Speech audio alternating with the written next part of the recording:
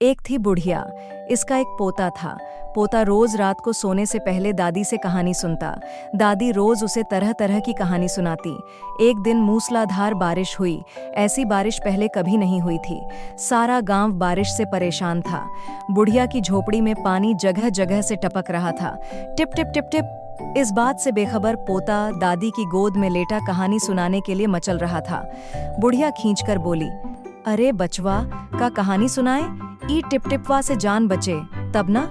पोता उठकर बैठ गया। उसने पूछा, दादी ये टिप टिपवा कौन है? टिप टिपवा क्या शेर बाघ से भी बड़ा होता है? दादी छत से टपकते हुए पानी की तरफ देखकर बोली, हाँ बचवा, ना शेरवा के डर ना बघवा का डर, डर त डर, टिप टिप के डर। संयोग से मुसीबत का मारा एक बाघ बारिश से बचने के लिए झोपड़ी के पीछे बैठा था। बेचारा बाघ बारिश से घबराया हुआ था। बुढ़िया की बात सुनते ही वह और डर गया। अब ये टिप टिप कौन सी बला है?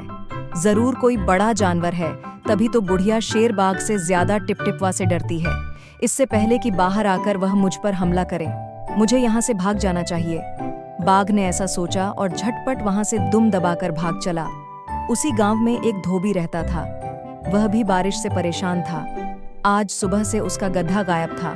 सारा दिन वह बारिश में भीगता रहा और जगह जगह गधे को ढूंढता रहा, लेकिन वह कहीं नहीं मिला।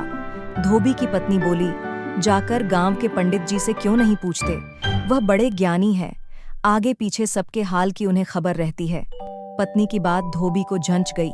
अपना मोटा लट्ठ उठाकर वह पंडित जी के घर की तरफ चल पड़ा।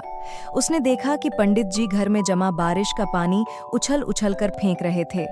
धोबी ने बेसब्री से पूछा, महाराज, मेरा गधा सुबह से नहीं मिल रहा है, जरा पोथी बांच कर बताइए तो, वह कहाँ है? सुबह से पानी उछल उछल कर फेंक कर पंडित जी थक गए थे। धोबी की बात सुनी तो पंडित झुंझलाकर बोले, अबे, मेरी पोथी में तेरे गद्दे का पता ठिकाना लिखा है क्या, जो आ गया पूछने? अरे जाकर ढूंढ उसे किसी गरहई पोखर में। और पंडित जी लगे फिर पानी फेंकने। धोबी वहां से चल दिया। चलते चलते तालाब के पास पहुंचा। तालाब के किनारे ऊंची ऊंची घास उग रही थी। धोबी घास में गधे को ढूंढने लगा। किस्मत का मारा बेचारा बाघ टिप टिपवा के डर वहीं घास में छिपा बैठा था। धोबी को लगा कि बाघ ही उसका गधा है। उसने आव देखा न ताव और लगा बाघ पर मोटा लट्ठ बरसाने। बेचारा बाघ इस अचानक हमले से एकदम घबरा गया। बाघ ने मन ही मन सोचा, लगता है यही टिप टिपवा है, आखिर इसने मुझे ढूंढ ही लिया। अब अपनी जान बचानी है तो जो यह कहे चुपचाप करते जाओ। आज तूने बहुत परेशान किया है, मार मार का मैं तेरा कचूमर निकाल दूंगा।